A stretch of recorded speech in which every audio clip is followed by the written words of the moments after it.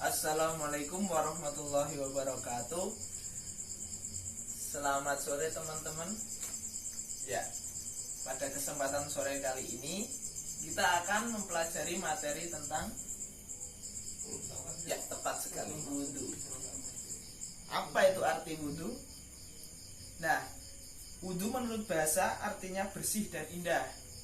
Sedang menurut istilah artinya membersihkan anggota tubuh untuk menghilangkan hadas kecil. Nah, orang yang hendak melaksanakan sholat wajib lebih dahulu berwudhu, karena wudhu adalah menjadi syarat sahnya sholat. Nah, ada yang tahu nggak fardu wudhu ada berapa?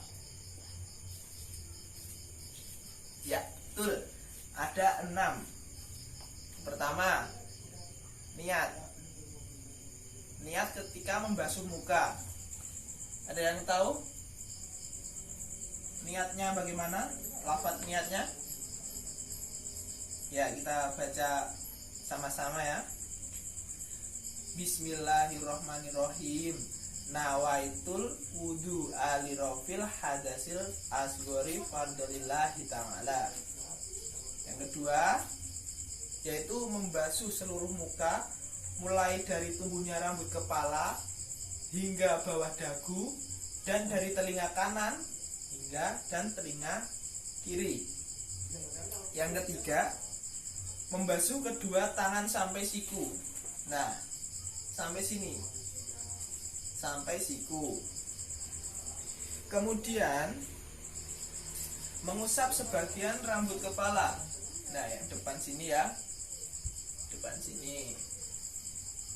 Kemudian membasuh kedua kaki sampai mata kaki. Nah, yang terakhir yaitu tertib atau berurut. Kemudian ada apa? Syarat-syarat wudhu. Syarat-syarat wudhu yaitu yang pertama, harus Islam. Yang kedua, tamyiz. Apa itu tamyiz? Yakni dapat membedakan baik buruknya sesuatu pekerjaan. Yang ketiga, tidak berhadas besar. Kemudian keempat, dengan menggunakan air suci lagi mensucikan. Yang kelima, tidak ada sesuatu yang menghalangi air sampai ke anggota wudhu, misalnya getah, cat, dan sebagainya. Jadi misalkan teman-teman sehabis mengecat nih, tadi kan misalnya catnya ada di sini, terkena cat. Nah, kita harus menghilangkan yang ada di tangan kita itu. Jangan sampai cat tersebut menghalangi kulit kita saat kita sedang berwudu, nanti jadi tidak sah ya. Nah, yang terakhir yaitu mengetahui mana yang wajib atau fardu dan mana yang sunnah. Nah, setelah itu apa sunnah-sunnah berwudu? Sunnah wudu ada banyak. Pertama, membaca basmalah pada permulaan wudu. Jadi sebelum kita mencuci kedua telapak tangan, kita membaca basmalah. Yang kedua, membasuh kedua telapak tangan sampai pergelangan. Sampai sini, pergelangan. Yang ketiga, yaitu berkumur.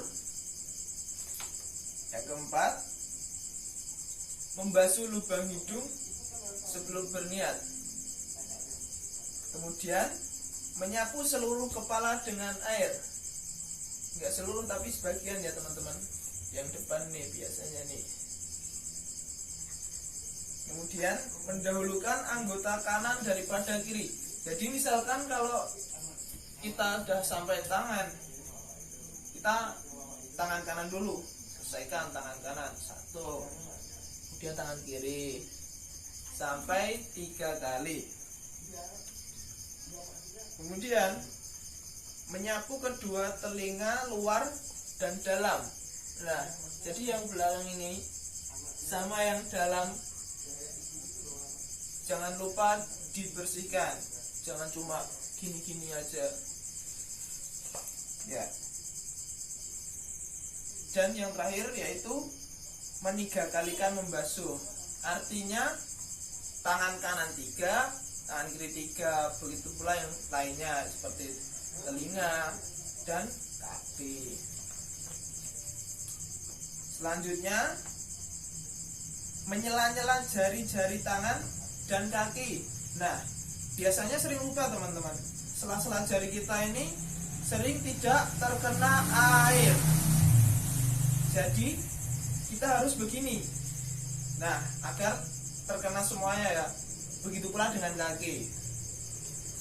Dan yang terakhir membaca doa setelah wudhu. Nah, selanjutnya apa aja sih yang membatalkan wudhu? Ada banyak sebenarnya yang membatalkan wudhu. Contoh, kalau keluar sesuatu dari kubul dan dubur, misalnya buang air kecil maupun besar ya, atau keluar angin, atau bisa dibilang kentut dan sebagainya. Kemudian bisa juga hilang akal. Sebabnya ada bermacam-macam. Apa aja? Gila bisa, pingsan, mabuk, tertidur. Nah, selanjutnya yaitu tersentuh kulit antara laki-laki dan perempuan yang bukan muhrimnya dengan tidak memakai tutup.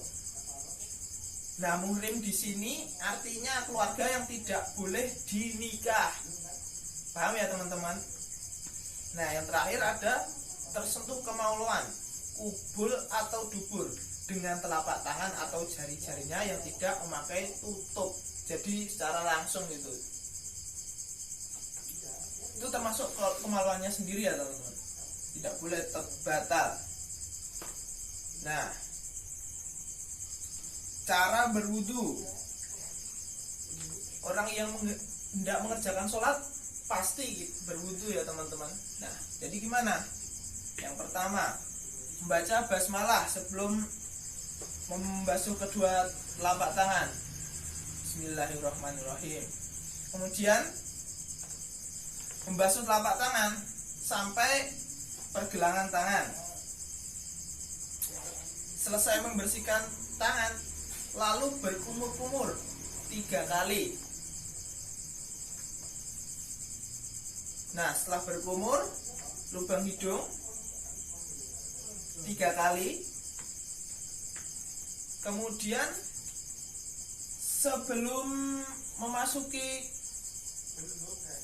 membasuh muka, nah pas membasuh muka ini kita sambil membaca niat dalam hati yang sudah kita baca tadi, yaitu nawaitul wudu alirofil hadasil asgori fardolillahi ta'ala. Nah, setelah membasuh muka, lalu membasuh kedua belah tangan hingga siku-siku.